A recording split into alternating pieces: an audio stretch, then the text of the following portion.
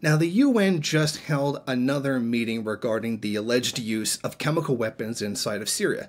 Now, in it, the United States, through its representative, the U.S. ambassador to the UN, Nikki Haley, once again repeated the false claim that the Assad government had used chemical weapons, even after they had given them up and had them destroyed according to UN demands.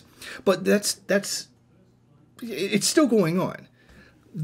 Syria is now in a position where they're being accused by the U.S. of creating new, smaller chemical weapons that would be small enough to avoid being criticized for being noticed, which is really strange because they're still getting attacked for it.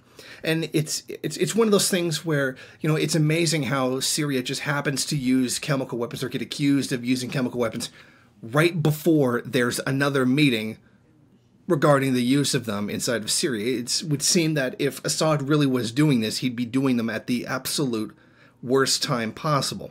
Now, we already know, it's already been revealed that these chemical weapons attacks, particularly as it pertains to chlorine, have been used by the FSA rebels. Yet, here we have, once again, the U.S. representative of the UN claiming that it's Syria and how they're so concerned for human rights. Nikki Haley even went so far as saying this is not a political thing. This isn't even a power game. We're concerned about human rights, which I'm sure nobody in their right mind actually believes. Now, if Nikki Haley was really so concerned, if the U.S. was really so concerned about chemical weapon use in the world, then maybe they might want to do something about Israel using white phosphorus against Palestinians.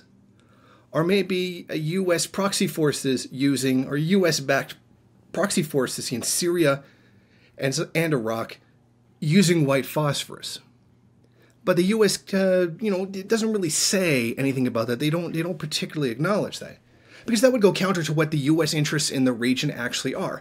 They are there to take control of these countries, use these proxies, demonize the existing governments that they're against, use this as a justification for forcing them out using military action, be that conventional forces or proxy forces, and taking over the country, thereby essentially robbing it of its energy resources, which is very obviously in the Middle East, oil and gas. But more specifically, as it refers to Syria, it's more oil than anything else, the backing of the Kurds in the region where the oil is, etc.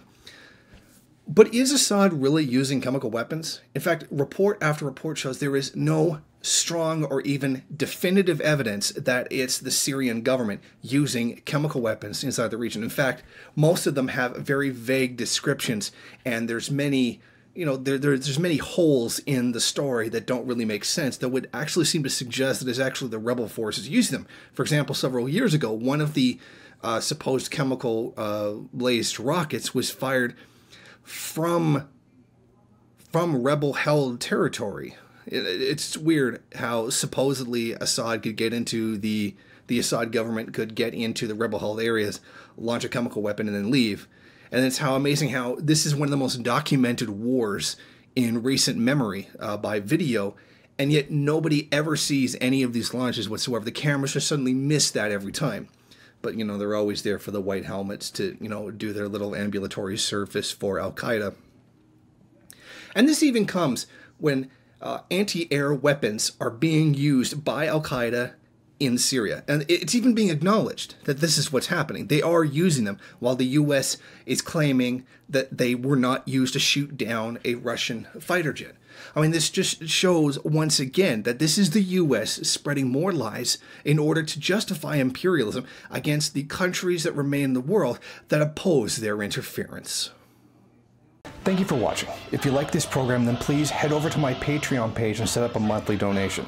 It's your donations that keep this program running. Also, if you would like, please rate, comment, subscribe, and share in various social media.